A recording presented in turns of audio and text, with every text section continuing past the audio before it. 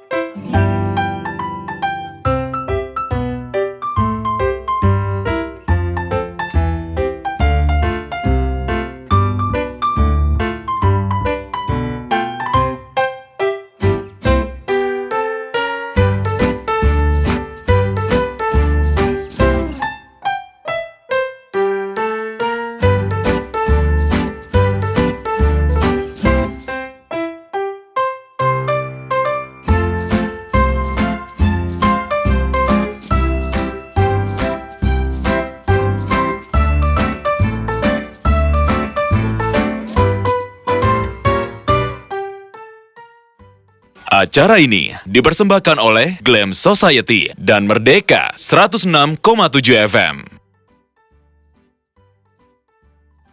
Follow us at Merdeka FM.